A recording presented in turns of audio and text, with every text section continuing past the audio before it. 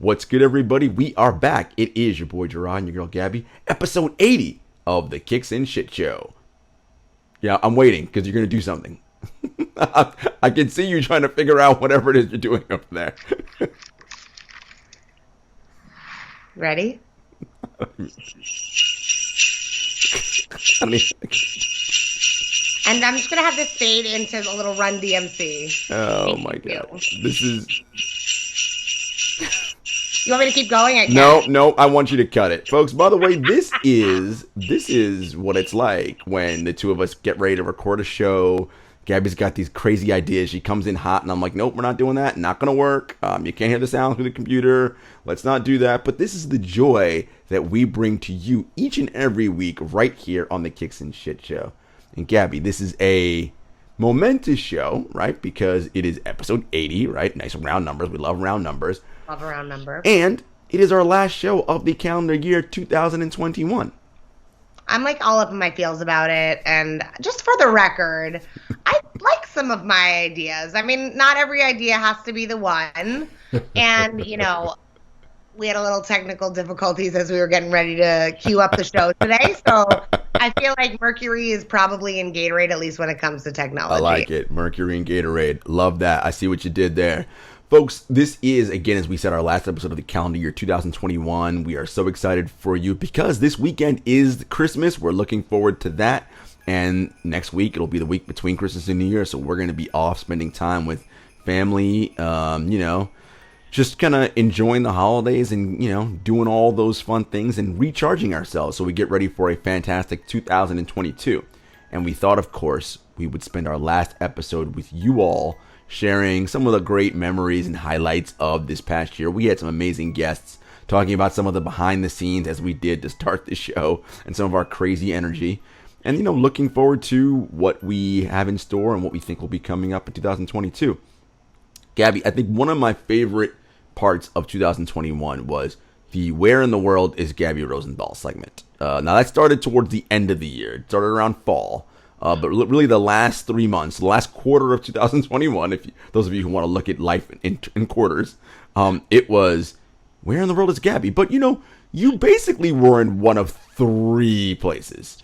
You were either in Las Vegas, I'm going to put Las Vegas and California together because the flight from LA to Vegas is 45 minutes, an hour, whatever. But I don't want to be compared to Philly or Boston, and those are similar flight times. So, I think they deserve to be separated. No offense to Philly or Boston, but respectfully, I get enough flack being from Jersey when I tell people I'm from New York. So, I'm going to separate those two. But they're the same region, okay? So, you're either in that region, you're in the South, which, it's a whole other thing. Or you're back here in New York. You did have a little Midwest layover. You did a little bit of Midwest. But for the most part, that's where you are. I know, and I was supposed to have some Pacific Northwest, so I would have hit all four quadrants of beautiful continental America. But y'all know that these streets are filled with our favorite topic. COVID? Oh, I was like, what is our favorite topic? Not COVID. So, traveling is a little bit, I'm being a little extra cautious in this vagabond life. I'm glad that you've enjoyed this, Jarod, because I just want to say on the record, social media is a wonderful place, but as we talk about all the time, it is a highlight reel. Your girl is tired. I'm ready to kick off my kicks, get a massage, maybe drink some nog, get a little lit this Christmas. Do you like eggnog? I do. I mean, Jarod, I have the type of physique. I'm thick with 3 C's. It's a lot of research to earn this bod, okay? That's all I gotta say. I like to try pretty much everything except for mushrooms. That's the hard thick with 3 C's, so yes, of course I like it. Yep. That should be my rating on if I like something. 1C, 2C, or 3 C's. I love, because most people do thick with 2 C's, but I love how you went straight to the 3 C. You were just like, nope. I'm going 3 C's. Like, girl, please. I got 3 C's, okay? 3 C's and 3 D's, my friend. Let's go.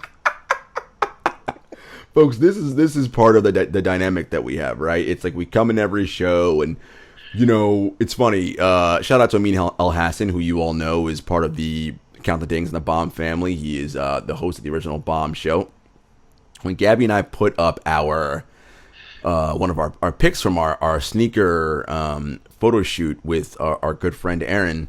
We did that back-to-back photo, and like on the Instagram caption, and Amin was like, he's the straight-laced detective. She's the, off the rails, blah, blah, blah, whatever. And it's like, and that is like our dynamic, like in a nutshell. And it's funny because that was like our controlled photo. Yeah. But it's I'm close to the rails. I'm not totally off the rails. I mean, you're really off the rails, but it's fine. Like in comparison, but what it is right? I consider myself like chameleon-like, right? Like if needed, I can be off the rails, but that means that if it's a partnership, the other person must be 100% locked in on the rails, right? So I kind of flip to whatever the opposite is. And very early on, I knew that Gabby was, all right, she's flying off the handles here with all these crazy ideas. Like, I can't also be super extra and excited. So I then do the opposite. I bring it down like, we do like a Freaky Friday episode, and I'll be like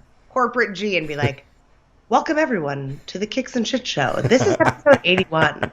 It's your boy Gabby and your boy Jarod. We're reporting live from Hoboken, New Jersey and Midtown Manhattan. It'll be like for joining us. It'll be like NPR, the NPR skit, where it's like. That's what I was thinking. I was like Walter Cronkite vibes, but SNL. Good times, great, yeah, good. That's how it'll be. It'll be like the NPR SNL skit. Good times. I'm howling. Yeah, great. It's so funny. I can't contain myself. Howling right now, Jarod. No. But that's our dynamic, and we have a lot of fun behind the scenes, and we love bringing. I'm not even into the news, but just bringing our take on what's happening in the world of sneakers, culture, sports, whatever, to you guys. And we hope you all enjoy what you get to see from us. We know we enjoy giving it to you.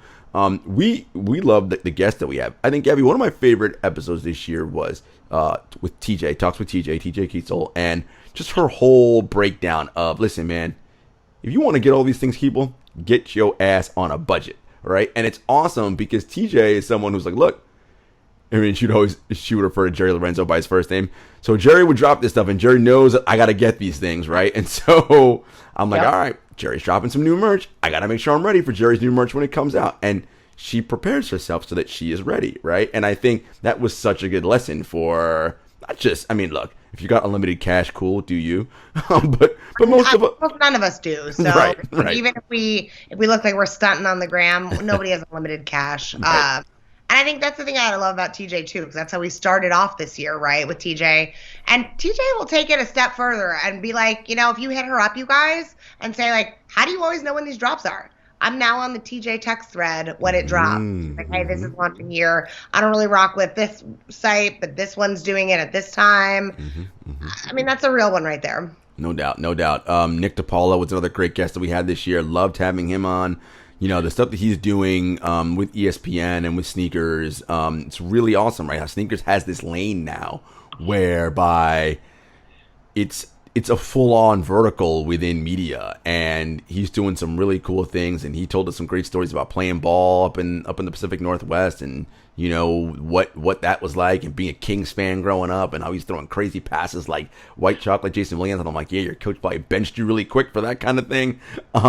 But it was cool hearing his story and how he got into the biz. And of course, he's good friends with our man Trey, who was one of our early guests back in 2020. I know. I think we've had a lot of good ones. I mean, I say that about all of our guests, though. I love everyone that we've had on this show. I think, that's what makes us a little bit different, right? Is that we're not always talking about the releases or, I mean, I joke about all the L's that we take, but at the end of the day, like, we keep it moving and we like what we like, and that's what it's about. And I think it's about championing those people that have really unique stories. Like, I love learning about Nigel Sylvester's story, and, like, after he was on the show, he was picked up as a Jordan Brand athlete. That's the kind of stuff that we love to see in sneaker culture. That's super dope, right? And I think, one of the highlights for me was going to SneakerCon on National SneakerCon, or on National Sneaker Day in Atlanta, and it felt like a KNS reunion. Gerard, we got to get you there next year, and I don't know what the weather is like. You are rocking kicks no matter what. Well, here's the funny thing about that. I was going to talk about winterizing kicks, right? Or kicks that you can wear in the winter. Because I know that everyone knows the story by now. We met at All-Star 2020. It was a very snowy weekend in Chicago and gross out. And Well, it had snowed the Thursday that we got there, and it was slushy and gray and disgusting out there. And I was like, all right, I mean, obviously you guys know I didn't bring any kicks for that obvious reason. I'm not wearing those out in the snow. But there are all these amazing kicks that you can get, like, that work in the snow that you always tell me about, Gabby, right? Like, the Air Jordan has a 14 that's winterized, right? That you can totally rock in the wintertime and step in all those gross puddles. The Adidas Yeezy 500s, also ones that you can rock in the snow, right? Because they can take a beating. Nike's got the Gore-Tex, right? Nike and Jordan Brand have been pushing out that Gore-Tex on a lot of really unexpected silhouettes this year. So Jordan 1, yeah. And some of them, Jarod. Jordan 1's got a Gore-Tex. Listen, I love a good 3. So if they put a little Gore-Tex on the 3, I might consider it. Of course, we know that the Nike ACG line, of course, that's got all the kind of bottoms that that you can grip onto the ground. Because really, folks, what I'm trying to prevent is what happened to our lovely Gabby that one time wearing her fancy Jordan 11s when she got vertical, all right? Like, literally.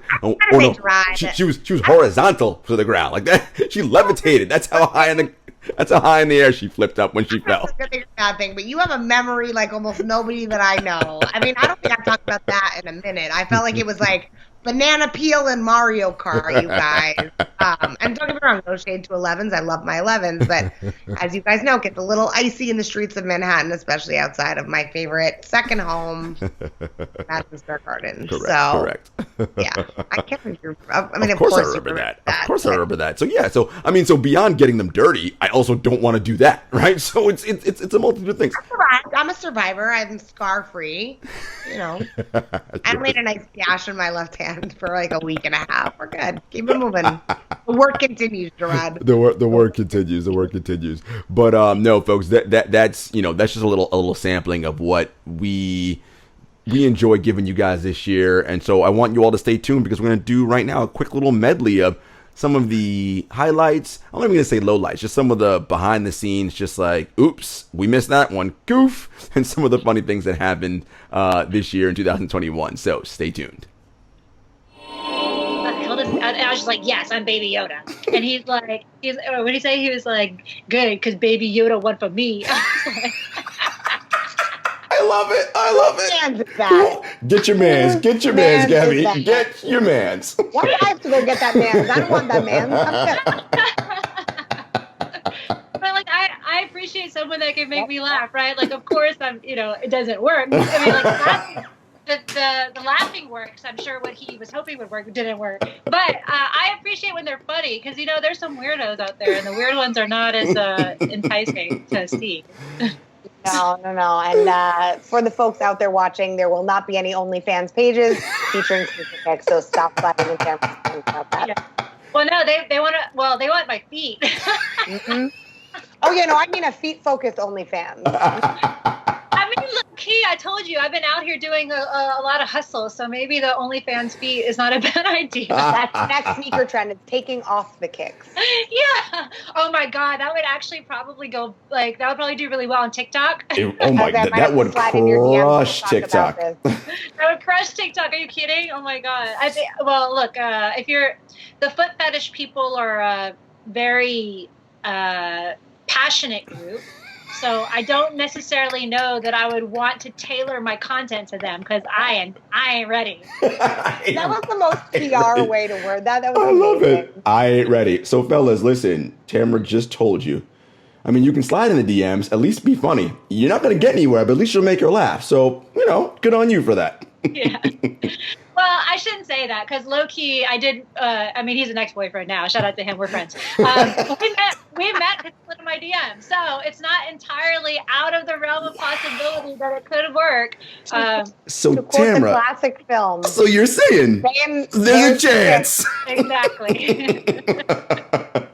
Well, listen, fellas, you know what to do. Anyway, folks, get ready because coming up next is America's favorite segment. Presented by Another Lane, the premier digital marketplace for dope kicks. Stay tuned. Kai might be doing a little bit of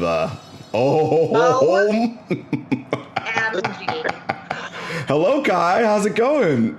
Has she a little wave? Full heart with the little wave. Is he named after Cobra Kai? No. So it's kind of hard to see because it's a little dark, but his eyes are blue. Yes. So in Hawaiian, it's Kai is for ocean, for like water. So that came to me when I saw him. I was like, he has blue eyes, and then Kai came to me. Oh my goodness! How old? I love him. How old is Kai? Kai will be 12 weeks on Thursday. So he's a puppy. Yeah, and he's learning all the rules. How are the rules going? So he's about 90% on house training, which is cool. He sleeps through the night already, which is great. We're working on the biting thing. Okay. Other than that, okay, so am I. So yeah. Other than that, he's good. He likes the camera. He's being a little shy right now, but. Dad, what are you doing? Dad, you didn't get me ready for this. You didn't tell me I was going to be on TV today, Dad. I'm not ready. I mean, if there was a sneaker closet like that behind me too, I would do exactly what he is doing. So I don't blame you, Kai. Might be like his second time ever in here. Like, I was going to say, I imagine you don't allow him in here for obvious reasons. No, he's honest. He only likes shoelaces. He doesn't really like the whole shoe, but like there's a lot of shoelaces in here. So I don't want to get him started with that because he's like, those are anything bright colors. He's on it. Like, absolutely. I think, that stuff all happened pretty organically, really. And it was, it was a slow evolve, and then it started to grow. And as you do more, other brands will notice and they'll say, oh, hey, we want to send you things. And I think that it's fun because, on social media, I think I've always tried to just be a very authentic representation of who I actually am. I don't ever want people to say like, oh, well, in real life, she's like, in real life, I'm exactly the same doofus as I am on my story. Like, I don't know. I don't want to play a character. I just show people part of who I am. And I think that has helped in being that authentic person. And with some of the branding stuff, there's various avenues that has popped up, right? I work with Carl Banks, who, of course, Super Bowl champion, Giants linebacker, but also has a company, G3 Sports, and they've got, Starter and DKNY and Tommy Hilfiger and Touch by Alyssa Milano and all these brands. And this hoodie, too, another plug. This is one of the Carl Banks branded. But it started because he used to have little pieces of clothing for the Giants, and he'd, put them out on and be like, hey, here's something for you guys just as colleagues, And I'd always put it up on Instagram and try to be like, oh my gosh, let me gas up this brand because I think that it's sharp. I paid for some of it too. I'm like, this is amazing. And then it started being like, hey, you know what? Like, I like the way that you present yourself and the things that you enjoy on Instagram, and you could help my brand. And so, I started helping Carl with Carl's company with some of that stuff, and other friends of mine have things that they're like, oh, hey, will you promote this? And I also won't promote things that I don't actually use or like. Like, I had a beef jerky reach out to me, and they wanted to pay me dollars to promote beef jerky. I don't like beef jerky. I'm not going to take your money because I don't like beef jerky, and I respect those who do. But amazing time to be growing up in Sac at that time. What a time to be alive. And like that for sure, because I know. And it's interesting because that era, and I was going to say, high school coaches and youth coaches around the country had to hate the Sacramento Kings and Jason Williams because of that exact reason, much like I imagine now a lot of coaches are with Steph Curry. They're like, why are you pulling up from 1,000 feet away? You cannot make that damn shot. Like, yeah, and you had Jay Will, then you had the N1 mixtape right after, and it was just kind of like this renaissance of hoop. That was an awesome time as a fan and as a player, but I'm sure every coach ever just hated it. It is. It's the best, right? Because that's the part of being a kid, right? It's all about imitating and mimicking like your favorite players growing up, right? Because that's the whole dream, right? You go out to the yard or the park and you think, all right, this is me. I'm Jason Williams coming down the court, and I could see Nick literally like, all right, no look, and it's like, bro, like. I mean, we had this one power forward, Louis. I was hitting him in the face all the time. Like, it was bad. Because like, Steve Webb could catch anything. Right.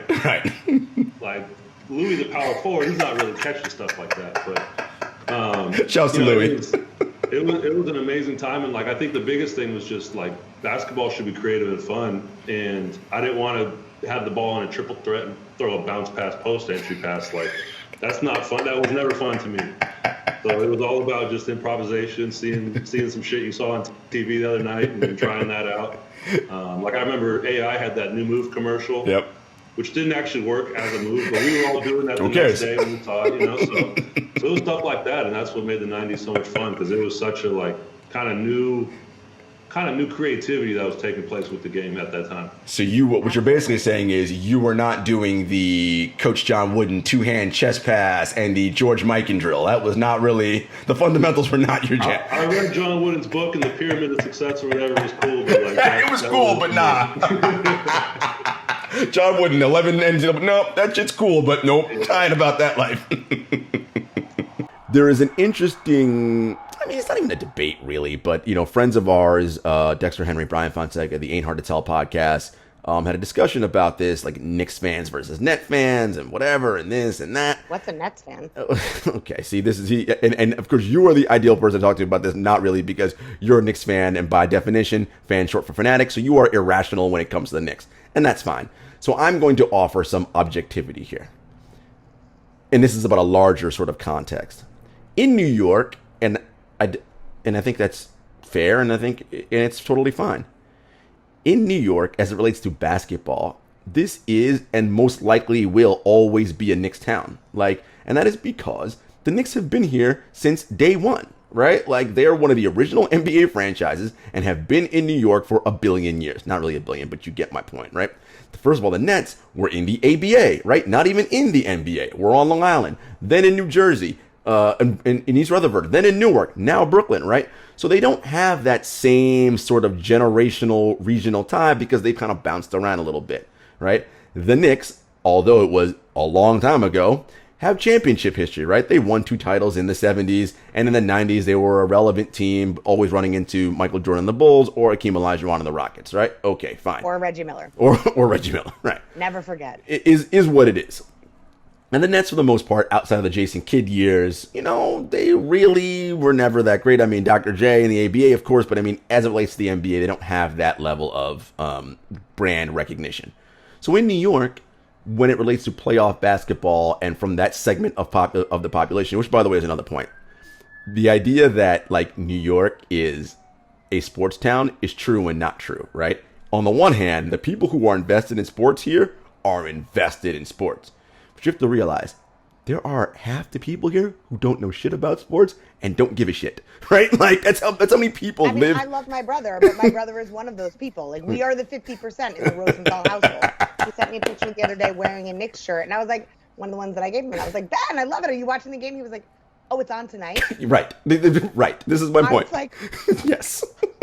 There is a whole segment of people who don't know anything about sports and don't care. Okay, fine. But as it relates, so in New York, I think that's, listen, Knicks fans, I mean, that's not even a contest. Sure, claim it. You are the brand. But where the sort of argument lies is nationally, right? Who is talked about more?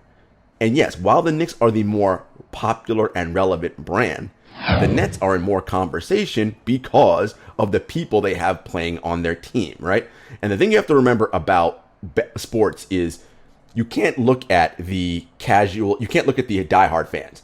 The NBA does not cater to diehard fans because you know why? The NBA is like, we already have you. The NBA's goal is foam fingers. Yes. The people with the foam fingers. How do we get the casual fan involved? And let me tell you what the casual fan cares about. The casual fan cares about conflict, super teams, villains, and stars. People they know, right? You know who they know? Absolutely. I've heard of that Kevin Durant before. Oh, they may not know anything about him, but I've heard that name before. I've heard he has a great sneaker. That's how I know who he is. They may not even know that. They may just go, kidding. Doesn't he do something with like Twitter or something, right? James Harden, doesn't that guy have a beard, right? Like, I'm telling you, this is how it works. Kyrie Irving, didn't that dude say the earth was flat one time? Like, again. Isn't he part of the Illuminati? Right. These are the things, right? Casual names. Characters. That's why LeBron James is so popular, Steph Curry.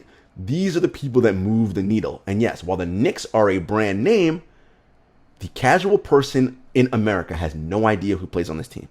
None. Okay, so that's it. So that's sort of like the little like give and take. Yes, is the Knicks brand? Yeah, I've heard of the Knicks, sure, but those players, I know them, and the casual fan, that's what they tune in for. The drama. Ooh, I know that superstar. Ooh, I know. Right? It's like why? It's the elements that make for a good TV show or a good movie. Oh, I'm gonna go watch that because I don't know whoever your favorite actor is. It's Steph Curry versus LeBron. Right. The game that we're talking about, the Warriors, Right. Lakers. Ooh, Michael B. Jordan's in that movie. I'm gonna go see it. Whoever you like. Because that's brand recognition. I know that's a person I know, superstar, right? And so that's the difference, right? When we're talking about who is more relevant. And by the way, given the way the NBA is now, with the frequent player movement and free agency, that relevancy will change time to time, right? Some teams are going to be super relevant for a while because of who they have. Then when those popular players go somewhere else or retire or whatever, they won't be popular anymore. It'll be somebody else. So that's just part of the larger conversation around sport and who's relevant and who's not relevant. Jaden Smith ain't got nothing to do with these. I was at the Santa Monica Promenade. Nice. These Air Maxes. They was on sale, I think, for like $75. I said, yo, these are all right. I fuck with them. So I copped it. You know what I'm saying? Like, but of course, last night I was at Delilah, so I had to bring the big boys I out. reflect a little bit too. Okay. All right. Last night I was at Delilah. I said, let me show these people something real quick. Waz, how many times a week you be at Delilah, homie? Keep it 100. Once a week. I'm there at least once a week. On a crazy weekend because we're just now opening everything. The bar's back open. Everything is back. Outside is open. Hey, everything they is back wildin'. to what it was before. So I could see myself probably sliding in there twice every now and again. But I'm in there once a week. And Jazz Night is something I try to hit every Sunday. So I try to be in there every Sunday for sure. What I love about Waz is that it relates to sneakers. Like he's like, look, the hype, whatever. If you find some shit that you like, just go get the shit that you like. That's all that matters. Right? Like I ain't worried about whoever is saying this is whatever, man. If you think it's still cool, get it for yourself. If not, keep that shit moving. Like, look, the blue Travis ones that are about to come out. Yeah. I'm going to try to get my hands on them, of course. Right. But, like, I think those are hard sneakers. Like, I like them, but, like, I don't need every single joint. And this is the thing. This is how you know somebody's really into this shit or not. Like, if everything in your closet is one of these crazy releases, you're not really into sneakers. Yes. I don't know if you've got a chance to see this. Have you seen any basketball footage of the winner of the Scripps National Spelling Bee, Zaila Avant-Garde? Have you seen any of that on like Twitter or social? Yeah. You can't not, if you get on the internet, you cannot. It's funny, I met her a couple of years ago. Oh. She's been amazing. It's just like now everybody else knows. She's been doing this stuff. Like when I met her 3 years ago, however long, she was doing that stuff then. So I was like not surprised. I mean, at all. I saw something recently. I'm like, wow, like not just handles, but like she can shoot it. Like I'm like, look at this girl's got like a package. No, she's different. She's the future for sure. I don't like whatever. I feel like whatever route she goes, she'll be great at. Yeah. So I saw somebody say she's going to be like the next president, and then somebody's like, she's gonna be better than that. Just what I feel like, whatever she wants to do, she'll be good at it. That's the vibe I get because she did an interview and she said something like, "I want to do something with like genomes." I'm like, wait, what? Like, who even talks about stuff like that? And like, I could also she's like, I can coach in the NBA because I know basketball. I'm like, yeah, okay, I get it. She's all that. I love it. I love it. All the confidence. How old is she? 14. 14, yeah. Yeah, she's good. For both of you, you have to love that from a young girl, right? Because so oftentimes women are taught, at least they were, and sometimes they still are taught to like tamp down that sort of like confidence. It's like, but like for boys, like you allow boys to be arrogant, like you, but you, Bree, you love that she's so confident.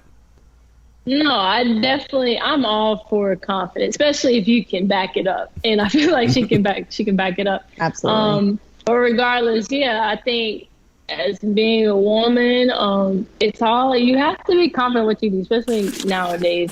Like if you got to have an industrial design degree, or you need to go to pencil or yellow brick, or like there's certain steps you need to take to do that. But if you want to be in marketing, like you could be at the brand, you could be at an agency, you could be like, there's so many different things you could do. You want to be in PR? Do you want to be in strategy? Like I tell all young women, they come to me because they think I'm a sneaker designer. And then I tell them I'm a strategist, and they're like, what is that? And there's just like a big lack of awareness in the community about how they can be contributors in this space. And so that's where the education part of my work came in, is I do now speak at colleges, VCU and PMC. I've spoken at CSU Long Beach, and I really talk about, what does it look like in practice? Like, if you don't have to, it's not about moving to Portland or Boston. Like, there's so many more opportunities for you in sneaker culture that don't require you to do unboxings on YouTube or have to relocate and sell your soul. What's good, Joe? We hope you enjoyed that little trip down memory lane 2021. Gabby, it is, New Year's is upon us. This is always a time for reflection, resolutions, all that stuff. I'm not really going to be doing all that jazz, but I do know, as it relates to sneakers, there are some things you hope to see in 2022 that maybe you didn't see in 2021. What might be something you hope to see in 2022 as it relates to sneakers? A W on the sneakers app. All right. Start there. I said it. I had to go there. I got to be a little bit of a troll. I mean, and listen, right? Like, I remember there was a Clubhouse chat earlier this year that the CEO of K-Swiss came on and was like, if we pulled like half that shit, no one would shop our brand ever again. And like, it just shows how much like there's an affinity to Nike and Jordan brand and all the amazing things that they're doing. So I say that in jest. Your girl's not going to stop shopping Nike and Jordan because I love y'all. Hopefully you guys love me just as much. But this year, buying sneakers was really, really challenging. And I think more than ever, the thing that I want to see is I want to see the community continue to come together. All the fights over the cool gray 11s. I mean, like, I get it, y'all. For all that. Not here for that. And I think the biggest thing for me was the level of community. I felt like it was elevated to the next level. And I know I mentioned SneakerCon earlier, but like to me, that was like the culmination of what's beautiful about this new evolution of sneaker community, right? Like you might not be meeting people online waiting for releases to drop, but you're meeting them over Instagram, over social media, over things like SneakerCon that felt like a thing of the past. And like, shouts to SneakerCon and eBay for being a co-sponsor and bringing those events back. I mean, I think it's nice to see that vibe is still there. And I think, I took a lot of L's this year, as I'm sure a number of you guys did as well. But the biggest thing for me is that there were a lot of assists this year, and I want to give a shout out to the community in that sense, right? Like, I was like, oh, I took an L on this, and someone's like, I might be able to get it on your size, or let me help you tweet about it, or I'll share your Instagram story. And I'm like, cool, if anyone needs something, like, hit me up, tag me, I'll do the same. And I think that's something to me that I'm hoping to see continue. That's like, I hope we all just get along. Like, I know sneakers are a vibe. They're super trendy. They're part of mainstream culture. I don't see that going away anytime soon. I think Jordan's going to be harder and harder to get. But I think, I'm hoping for some of the issues with distribution to be resolved. Yeah. Like, I'm saying a prayer to the brands. Like, it's nobody's fault. But, like, I know those patent ones, like the bread ones, I've been eyeing on those for a minute. I keep seeing them here and there pop up on my feed. But I feel for brands like the big brands that really are struggling with these issues, because I know they're all working hard over there. Yeah. I think I'm with you. I think for me, what I'd love to see is I want to see what Jerry Lorenzo really gets his, for lack of a better term, foot into. See what I did there? With see, I got that from you. That you are the pun master, right? Like our good friend Madeline Burke. Yeah. What he gets into with Fear of God Athletics and Adidas, right? Like where he's able to push push those boundaries. What else he's going to design that may be like, ooh, right? Can he really get to that point where you're like, oh, forget that Jordan release, I'm going after this. This is hot, right? I'll be curious to see in 2022 what are we going to see in those regards, right? Like you, of course, I would love for to take W's on the sneakers app. That's like a pipe dream, so whatever. But put it out there in the universe, manifest, whatever. Manifesting. I'd also like to see something we talk about all the time, right? Jordan Brand. We love the colorways of some of our favorite shoes. Love it, love it, love it. Cool. we want to see some more whys behind the stories. I loved a lot of the concepts collaborations this year. I want to see more collaborations with concepts and some popular sneaker brands, because Concept does a really cool job. I mentioned the Kyrie 6s and that whole nod to his Native American heritage, and the ancient Egypt, right? Like I love that. I'd love to see more things like that, because Concepts does some really cool stuff. They had some cool collaborations this year. Yeah, I think that this year there was a lot of really interesting collabs. I think there was a lot more storytelling behind them. I think because collabs have become something that is so much more normal and common, and not to take away from that, but, you know, brands and partners are doing more and more to stick through the pack. I mean, this year we saw those like 3-way collabs, right? Nike, Cause, and Sakai, and different things like that we have never really seen before. I have a bunch of different thoughts. I mean, I give the industry props for trying out new things, looking at new colorways. I hope we go beyond putting some logos on things and calling it more of a partnership. But I also like some of the, whether it's a remix of certain silhouettes like the Ambush Dunks or the Pata Air Maxes, like really love those. Or is it going to be some storytelling like the Ama Maniers, right? Like, love those.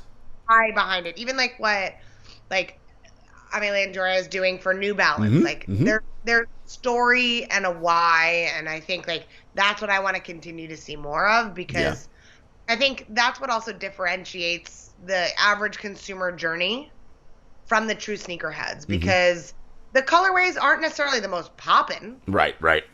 When you understand why they were chosen or the storytelling behind it. I mean, I told you, like, the fact that the social status dunks, like, that those don't have a higher resale, just to me speaks to that people don't really understand all the storytelling if they're new in the sneaker game. And we're here to educate, so like I don't say that as a negative, but to me that's where I see the deciding factor, right? Where correct is it's just a colorway in an iconic style, or if there's a why behind it. I mean, 3s are one of the most iconic Jordans, and I love the different textures, the fabrics, the muted colors, and the outfits that came along with it. You know, I think I'm talking about the Ama Manier 3s that we talked about with Aisha last week, sure. and I know like that was a must cop, one of the best sneakers of the year, and it's because of the why. It's not just the way that it looks. I mean, of course, it looks fly as fuck.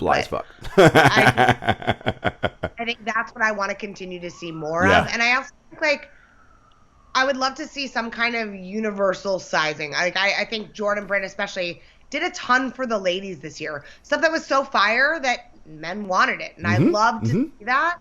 But I think what I'd love in general is let's take it a step further, right? And let's make inclusive sizing across the board. Like if it's in mind for the ladies, great. But let's make it accessible for everyone, because like there's still dudes getting them in the limited sizes. Why not just call a spade and like up the distribution? I know some of it's scarcity, there's marketing reasons, but I think like there's a reason that everyone goes nuts over the 11s that Jordan drops every holiday. Of course. Not only are they iconic, but inclusive sizing for the family. I like that. I want to pick up on something you said about collaborations before we get into our thank yous and wrap for the year end of 2021. Some of the best collaborations I thought of this year. Of course, I mentioned the Concepts Kyrie 6s. Those were personal favorites. They may not have been like uber popular by like the larger community, but I thought it was a fantastic collaboration. Of course, we mentioned the Ama Manier Jordan Brand 3s. I mean, those were, I think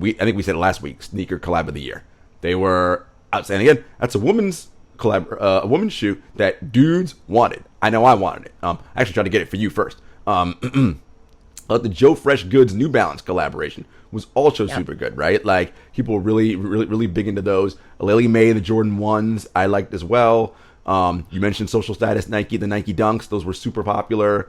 The Kith Air Force 1s, people really liked those as well. And of course the Amy Leon Dore New Balance collaboration. That shoe is just, it's awesome. And it's everywhere. It's everywhere.